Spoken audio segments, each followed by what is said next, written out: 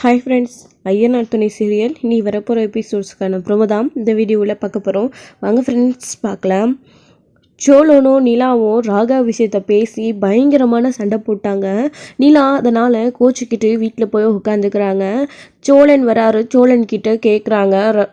சேரன் வந்து, என்னாச்சுடா சோழா, எதுக்கு நீயும் நிலாவும் சண்டை போட்டுக்கிட்டீங்க அப்படின்னு சொல்லி கேட்கவும், என்னண்ணே இப்போ நான் உன் தங்கச்சிக்கிட்ட சண்டை போட்டது உனக்கு ரொம்ப பெரிய விஷயமா போச்சுண்ணே. இல்லைண்ணே, இல்லை, உன் தங்கச்சியை நான் எதுவும் சொல்கிறதில்ல, திட்டுறது கிடையாது, சரியா அப்படின்னு சொல்லிட்டு கோவப்பட்டு வெளில போடுறாங்க. இப்படி சோழா, நான் இப்போ என்னடா கேட்டுட்டேன்னு சொல்லிட்டு கோவமாக போகிறேன் அப்படின்னு சேரன் கேட்குறாரு. அப்போ பாண்டியும் பல்லவனும், அண்ணே விடுங்கண்ணே, அவங்க 2 பேருக்குள்ளே ஏதோ பேசிக்கிறாங்க, ஏதோ அவனால் முடிஞ்ச அளவுக்கு சண்டை போட்டோ இல்லை நல்ல விதமாக பேசியோ அவங்களுடைய மனசை மாற்ற பார்க்குறான் அவன். ஸோ அவங்க 2 பேரும் மனசு விட்டு பேசி இப்படி கோவப்பட்டு சண்டை போட்டு அவங்க ஒருத்தருக்கு ஒருத்தர் புரிஞ்சுக்கிட்டோம். விடுண்ணே, அவங்க 2 பேரும் ஏதோ பர்சனல் விஷயமா பேசியிருக்காங்க, இதை பற்றி நீ அவங்ககிட்ட கேட்க வேண்டாம், அப்புறம் அவனோட மனசு இன்னும் கஷ்டப்படும். நம்மளால தான் அவனுடைய விஷயத்தில் அவனுக்கு எந்த ஒரு ஹெல்ப்பும் பண்ண முடியல, அவனாச்சும் ஏதாச்சும் பண்ணணுண்ணே. சோழன் என்னதான் வந்து அப்பப்போ ஏதாச்சும் வில்லத்தனமாக பண்ணாலையும், ஸோ வந்து அவன் எதையுமே புரிஞ்சிக்காமல் தேவையில்லாமல் பொண்ணுங்கக்கிட்ட பேசினாலையும், நக்கல் பண்ணி சிரித்தாலையும், கூட கூட பேசினாலையும் அவனுக்குன்னு ஒரு பக்குவம் இருக்குண்ணே. கண்டிப்பாக அவன் அதை வச்சு அவங்களுடைய மனசை மாற்றிடுவான். விடுன, எல்லாமே நல்லதுக்கு தான் அப்படின்னு நாம் நினைப்போம் அப்படின்னு சொல்லிட்டு பாண்டி சொன்னதுனால, என்னமோடா அவங்க 2 பேருக்குள்ள இருக்கிற பிரச்சனை தீந்தா போதும், ஆனால் இப்போ நடக்கிறத பார்த்தா எனக்கு என்னமோ பிரச்சனை அதிகமாகிறது மாதிரி தான் தெரியுது அப்படின்னு சொல்லவும், ஆனால் விடுன, நீ ஏன் மனசு போட்டு ஏதோ குழப்பிக்காதன, அவங்க 2 பேருக்கும் கல்யாணம் ஆயிடுச்சுன்னு, டிவோர்ஸ் மட்டும் இப்போ கிடைக்காது இருந்தால் போதும், மற்றபடி அவங்க சண்டை போடட்டும் இல்லை பேசிக்கிட்டும் என்ன வேணாலும் பண்ணட்டுண்ணே, விடுன அப்படின்னு சொல்லி அவங்களோட விஷயத்துல தலைவிட வேணாம் அப்படின்னு பல்லவன் கூட சொல்றாங்க. என்னமோ எல்லாரும் சொல்றீங்க, சரி வாங்க போய் தூங்கலாம் அப்படின்னு சொல்லிட்டு எல்லாரும் வந்து தூங்குறதுக்காக போறாங்க. இது ஒரு பக்கம் இருக்க, இன்னொரு பக்கம் சோழன் ரூம்குள்ள போய் உட்காந்துக்கிட்டு அவனுக்காக என்கிட்டயே கோவப்பட்டு சண்டை போடுறா இல்லை, அப்போது அவளோட மனசில் எந்த அளவுக்கு அவன் இருக்கான் பாரு, நாம் டிவோர்ஸ் வேணும் அதாவது கொடுக்குறான் அப்படின்னு சொன்ன உடனே அடுத்து தேடி போயிட்டால, இவ்வளோ அந்த மாதிரி பொண்ணு தானே அப்படின்னு சோழன் மனசுக்குள்ளே நினச்சாலையும், ஸோ முதல்ல அப்படி நினைக்கிறாரு. அதுக்கப்புறம் இல்லை அப்படி இருக்காது, நாம் கோவப்பட்டு பேசுறதுனால தான் அவளும் இப்படி கோவப்பட்டு பேசுகிறா போல இருக்கு அப்படின்னு அதுக்கப்புறம் நினைக்கிறாரு. ஆனால் வந்து இல்லை, இதுக்கு தான் நம்ம கிட்ட இருந்து அவசரமாக டிவோர்ஸ் வேணும் அப்படின்னு அவள் கேட்டுட்ருக்காளா? இப்போ புரியுது. வீட்டுக்கு கூட்டிகிட்டு வந்தா, ஸோ எல்லாரையும் கூட்டிகிட்டு வந்தா நல்லபடியாக பேசுகிறா, ஸோ ராக கூட நேரமும் சுற்றிட்டுருக்கா, அவனும் இவளை பிக்கப் பண்ணுறது, கூட்டிகிட்டு போய் ட்ராப் பண்ணுறது, ஸோ நம்மளை அவன் வர முடியாத நேரத்தில் தான் டிரைவராக யூஸ் பண்ணிகிட்ருக்கா. அப்படி அவளுடைய மனசில் நான் இருந்தால் என்னை ஏன் அவங்ககிட்ட போய் அவள் கசின்னு சொல்லியிருக்கணும்? ஏன் சோழனுக்கு எனக்கும் கல்யாணம் ஆகிடுச்சு, இப்படி தான் நடந்துச்சுன்னு எல்லா விவரத்தையும் சொல்ல வேண்டியது தானே? ஆஃபீஸ்லேயும் எந்த ஒரு விவரத்தையும் சொல்லாமல் இவன் வந்து கசின் அப்படின்னு சொல்லி ஆஃபீஸில் வேலை செஞ்சிட்ருக்கா. அப்படின்னா அவளுடைய மனசில் நான் சுத்தமாக இல்லை, அந்த ராகவ் தான் இப்போ அவளுக்கு முக்கியமாக போயிட்டான். இப்போ கூட நான் கேட்டு சண்டை போடுறப்போ அப்படியெல்லாம் எதுவும் இல்லை சோழன், நீங்களாம் மனசில் நினச்சிட்டு இருக்காதீங்க, அப்படி அவர் கேட்டதுக்காக நான் அவர்கிட்ட போய் பேசுகிறேன், தப்பு தான் அப்படின்னு ஏதாச்சும் ஒரு வார்த்தை சொல்கிறாளா பார்த்தியா? இல்லை அவர் அப்படி சொல்லியிருக்க மாட்டார் அப்படின்னு அவனுக்கு தானே சப்போர்ட் பண்ணுறா. அவன் லவ் பண்ணுற விஷயத்த இன்னும் நிலா கிட்ட அவனே சொல்லலை போல இருக்குது, நாம் தான் முன்னாடி சொல்லியிருக்கோம், அப்படி அவள் சொல்லியிருக்க மாட்டான்னு இவன் நம்பிட்டு இருக்கான். ஆனால் இப்போ அவன் அப்படி சொன்னதுனால இவ கோவப்படாமல் அவனுக்கு சப்போர்ட் பண்ணி பேசுகிறத பார்த்தா, ஒருவேளை நிலா நேரில் போனால் அவன் ப்ரப்போஸ் பண்ணால் அவனுக்காக சப்போர்ட் நிலா பண்ணிட்டு இருக்கிறதுனால ஒருவேளை அவன் லவ் ப்ரப்போஸ் பண்ணால் கூட நிலா ஏற்றுப்பா போல இருக்கே அப்படின்னு தான் சோழன் நினச்சிட்டு இருக்காரு. ஆனால் நடந்தது வேற மாதிரி. சோழன் தான் அப்படி நினைக்கிறாரு. இருக்கிற கோவத்தில் வந்து என்ன யோசிக்கிறோம் அப்படின்றத கொஞ்சம் கூட யோசிச்சு பார்க்காம நிலா கிட்ட கோவப்பட்டு சோழன் சண்டை போடுறாரு. ஸோ நிலா சோழன் கிட்ட இருந்து டிவோர்ஸ் வேணும் அப்படின்றது உண்மைதான். ஆனால் சோழன் மேலே எந்த ஒரு அபிப்பிராயமும் நிலாவுக்கு இல்லை. அதே சமயம் நிலாவுக்கு ராகவ் மேலேயும் எந்த ஒரு அபிப்பிராயமும் இல்லை. ஸோ ராகவ் கிட்ட போயிட்டு ஏன் அப்படி பண்ணீங்க, உங்களால் எனக்கும் சோழனுக்கும் சண்டை அப்படின்னு தான் நிலா போயிட்டு அவங்க கிட்ட கேட்குறாங்களே தவிர, நீங்கள் ஏன் அப்படி பண்ணீங்க, என்ன லவ் பண்ணுறேன்னு சொல்லியிருக்கீங்க, நீங்கள் எதுக்காக இப்படிலாம் நீங்கள் சொல்கிறீங்க ராகவ், நீங்கள் பாஸு நான் ஸ்டாஃபு, இதை தவிர வேறு எதுவும் இல்லை அப்படின்னு தான் நிலா அவங்க கிட்ட போய் சொல்கிறாங்களே தவிர, ஸோ வந்து சோழன் என்னுடைய ஹஸ்பண்ட் அப்படின்னு அப்போ தான் அவங்க சொல்கிறாங்க. ஆனால் சோழன் தான் நிலாவை தப்பாக புரிஞ்சுக்கிறாங்க.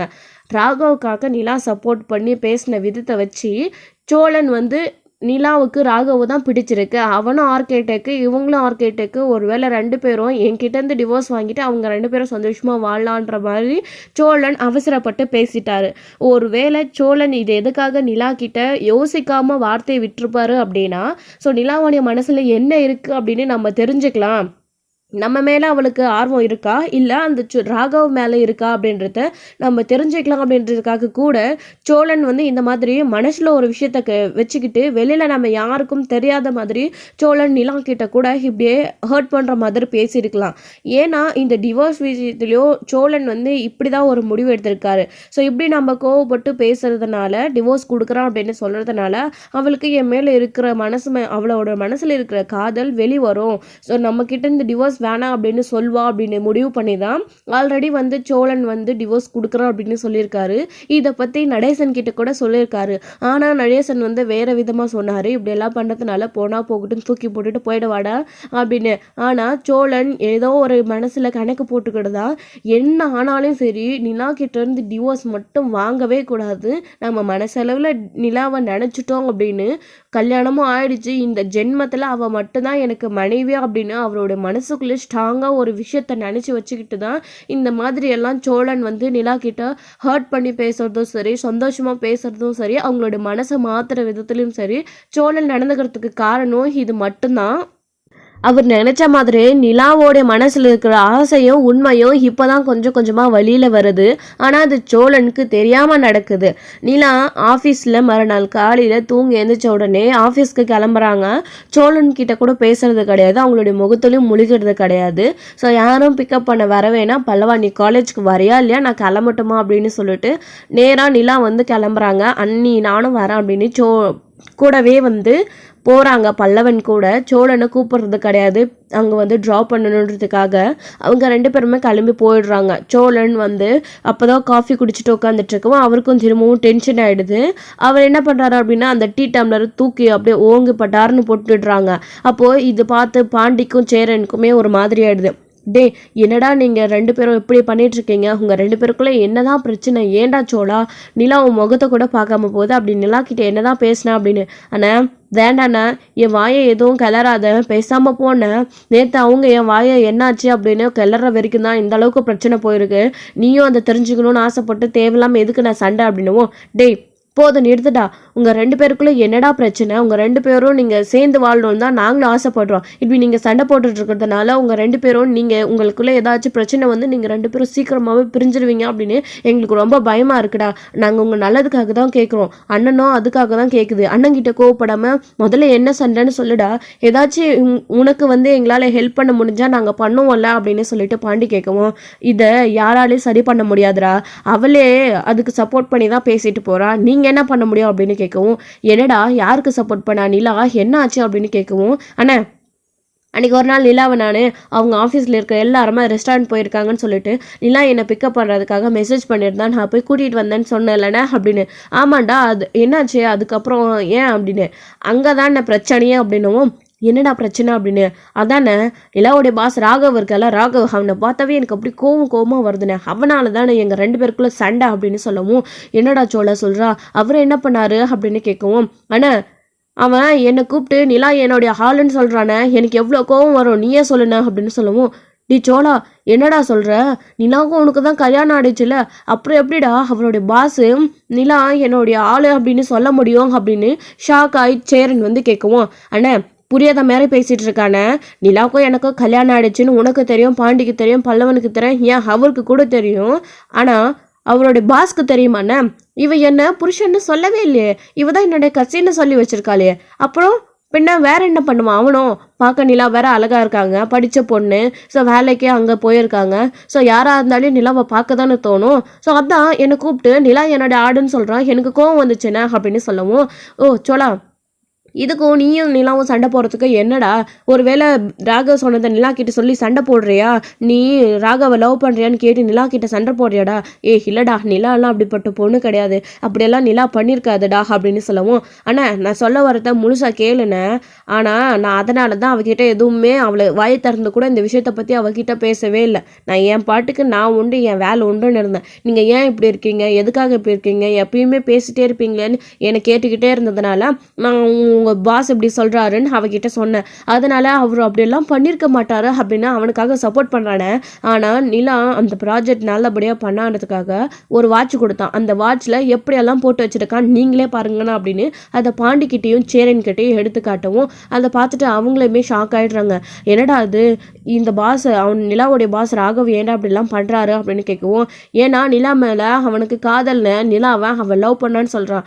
என்னுடைய மனைவியை என்கிட்டயே கூப்பிட்டு நானும் நிலாவும் என்னுடைய ஆள், நீ அவளை பத்திரமா கூட்டிகிட்டு போனால் கோவம் வருமா வராதானே, அது இவக்கிட்ட கேட்டால் அந்த சொட்ட தலையனுக்கு இல்லை நான் இவ சப்போர்ட் பண்ணிட்டு போகிறா, எனக்கு கோவம் வருமா, அதானே எங்களுக்குள்ள பிரச்சனை, வேறு எதுவும் இல்லை.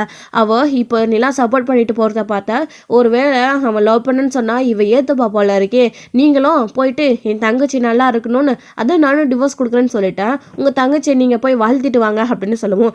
டே சோழா ஏன்டா அப்படியெல்லாம் பேசுகிற, உன்னோட பிரச்சனையை சரி பண்ணதானே நாங்கள் கேட்டோம், ஆனால் இது இவ்வளோ பெரிய பிரச்சனையாக இருக்கும்னு எங்களுக்கு தெரியலையடா அப்படின்னு. ஆமாம் இல்லை, இந்த பிரச்சனையில் நீங்கள் என்ன சரி பண்ண முடியும், தலையிட முடியும், ஒன்றும் முடியாதுல்ல, போனேன் போ வேலையை போய் பாரு அப்படின்னு சொல்கிறாங்க. அப்புறம் கோவப்படாதரா ஏன்டா அப்படின்னு சொல்லிட்டு இங்கே பாண்டி அதுக்கப்புறம் சேரன்னு கேட்கவும், நிலா அப்படிப்பட்ட பொண்ணு இல்லைடா, கண்டிப்பாக நிலா இன்னைக்கு ஆஃபீஸ்க்கு போய் அந்த பாஸ் கிட்ட ஏன் அப்படி பண்ணீங்கன்னு தான் கேட்குமே தவிர, ஸோ நிலாலாம் அப்படியே ராகவை லவ் பண்ணேன்னு சொல்லிட்டு இருக்காதுடா, நீ ஏன் ஏதோ கற்பனை பண்ணிக்காதாடா ப்ளீஸ் விட்டுருடா அப்படின்னு சொல்லிட்டு இங்கே சேரன் சோழன் கிட்ட சொல்லிட்டு இருக்காரு. அப்போ சோழனுக்குமே அமைதியாக கோவம் வந்து போங்கண்ணே. ஆனால் ஒன்று நல்லா புரிஞ்சு போச்சுண்ணே, அவளுடைய மனசில் நான் ஒரு துளி கூட இல்லைண்ணே, அதனால தான் என்கிட்ட எப்படா டிவோர்ஸ் வாங்குவோம் அப்படின்னு இருக்கா. டிவோர்ஸ் வாங்கினதும் அவள் ஆசைப்படியாக அவள் எப்படி வேணாலும் இருந்துட்டு போட்டோண்ணே, அவள் யார் கூட வேணாலும் பேசட்டும், அங்கே வேணாலும் வேலைக்கு போட்டோம், அது கேட்குறதுக்கு எனக்கு என்னென்ன உரிமை இருக்குது, நான் சும்மா தாலி கட்டினேன் அவ்வளோதான், டிவோர்ஸ் வாங்கிட்டா எல்லாம் முடிஞ்சு போச்சு, அவள் எப்படி ஃப்ரீடமாக ஆசையாக இருக்கணும்னு ஆசைப்பட்டாலும் அதே மாதிரி அவள் இருக்கட்டுண்ணே, அவள் அந்த ராகவே கூட பிடிச்சிருந்து கல்யாணம் பண்ணிக்கிட்டோண்ணே, நான் என்ன கேட்க போகிறேன், என் கல்யாணத்தை அவ்வளோதான் விடுங்க அப்படின்னு சொல்லிட்டு சோழன் கொஞ்சம் ரொம்ப உண்மையிலே கொஞ்சம் வருத்தப்பட்டுட்டு அவர் பாட்டுக்கு கிளம்பி வந்து வெளியில் போயிடுறாரு. அப்புறம் பாண்டி சேரன்கிட்ட என்னென்ன இது, இவங்க 2 பேரும் சரியாயிடுவாங்க, ஒன்றா சேருவாங்க, சோழன் டிவோர்ஸ் கொடுக்குறான் அவங்களுக்கு அப்படின்னு சொன்னதுக்கப்புறமாச்சு அவங்களுக்கு சோழனுடைய உணர்வு என்னன்னு புரியும். ஸோ இந்த குடும்பத்தோட அருமை தெரியும், இங்கேருந்து போக மாட்டாங்க, டிவோர்ஸ் வாங்க மாட்டாங்க அப்படின்னு நினச்சா இதுக்கு நடுவில் வேறொரு பிரச்சனை வந்திருக்கு, இவனும் முழுசாக மனசு உடைஞ்சிட்டான் போல இருக்குன்னு, இவன் தான் நாமளே இது முடியாது சாத்தியம் இல்லை அப்படின்னு சொன்னாலும் கண்டிப்பாக நான் எல்லாம் கூட சேர்ந்து வாழ்வான் அப்படின்னு உறுதியாக இருந்தான். இப்போ இவனே மனசு உடைஞ்சு போய் சொல்லிட்டு போகிறான். எனக்குமே ரொம்ப கஷ்டமா இருக்கு, என்னென்ன பண்றது, அவன் ஒருத்தன் தான் நல்லா இருக்கான் கல்யாணம் ஆகி அப்படின்னு பார்த்தேன், இப்போ அவனுடைய வாழ்க்கையும் இப்படி ஆக போதேனே அப்படின்னு சொல்லும்போது, ஆமாண்டா பாண்டி என்ன ஆனாலும் சரி சோழனையும் நிலாவையும் இந்த பிரச்சனையை சரி பண்ணி ஒன்று சேர்க்காம மற்றது நம்மளுடைய வாழ்க்கையில் எந்த ஒரு நல்லதுமே நடக்காதுடா, அதுக்கு முன்னாடியே உனக்குமோ எனக்குமோ எந்த ஒரு நல்லதும் நடக்கக்கூடாது, முதல்ல நடந்த கல்யாணத்தை அவங்களோட வாழ்க்கையை சரி பண்ணணும் அப்படின்னு சொல்லிட்டு சேரனும் பாண்டியும் முடிவெடுக்கிறாங்க. ஸோ இங்கே பாண்டி என்னென்னா சேரனுக்காக யோசிக்கிறாரு, இப்போ சேரன் என்னென்னா தம்பிங்களுக்காக யோசிக்கிறாரு. ஸோ இப்படி ஒருத்தருக்கு ஒருத்தர் அவங்கள இந்த நடக்கிற பிரச்சனைகள்னால அவங்களுக்கு மேலே இருக்கிற பாசங்கள் தான் வெளிவருது தவிர, ஸோ நிலாவோடைய மனசுலையும் சோழனோடைய மனசுலையும் என்ன இருக்குன்ற விஷயம் வெளியில் தெரிஞ்சாலும் அது ஒருத்தருக்கு ஒருத்தர் அவங்களுக்கே நல்லா புரிஞ்சாலும் நிலாவோடைய பிடிவாதம் ஏன் தான் மாற மாட்டேங்குது அப்படின்னு தெரியல. சோழனை அவங்க லவ் பண்ணுறாங்களா, நடந்த கல்யாணத்தை உண்மையிலே ஏற்றுக்கிறாங்களா அப்படின்ற ஒரு விஷயம் மட்டும் ஸ்ட்ராங்காக வந்து புரியவே மாட்டேங்குது. மற்றபடி வந்து சோழன் மேலே நல்ல அபிப்பிராயம் நிலாவுக்கு வந்துடுச்சு. சோழனோட மனசில் நிலா இருக்காங்க அப்படின்றத அவர் வெளிப்படையாகவே எல்லாருக்கிட்டையுமே சொல்லிட்டாங்க. ஆனால் நிலா மட்டும்தான் இந்த விஷயத்த வெளியில் சொல்லாமல் இருக்காங்க. அப்படி ஒரு எண்ணம் அவங்களுக்கு இருக்கா இல்லையான்னு கூட தெரியல. அதனால தான் வந்து சோழனுக்கு சப்போர்ட் பண்ணி பேசுகிறாங்களே தவிர மற்றபடி இந்த காதல் இருக்கா இல்லையா அப்படின்றது கண்டிப்பாக இது வரைக்கும் இன்னுமே நம்ம யாருக்குமே வந்து தெரியலை. ஸோ வந்து அப்படி நிலா வந்து சோழன் அவங்க மேலே இருக்கிற காதலை தான் ராகவ் கிட்ட போயிட்டு என்னோட ஹஸ்பண்ட் அப்படின்னு நிலா சொன்னதுனால இப்போ ராகவுமே இனி நிலாவை டிஸ்டர்ப் பண்ண மாட்டாங்க, நிலாவுக்கு மேரேஜ் ஆகிடுச்சு அப்படின்னு சொல்லிட்டு அவருமே ரொம்ப வருத்தப்பட்டு ஃபீல் பண்ணிவிட்டு நிலாவுக்கு மேரேஜ் ஆகிடுச்சு அப்படின்னு சொல்லி தள்ளி போயிடுறாங்க.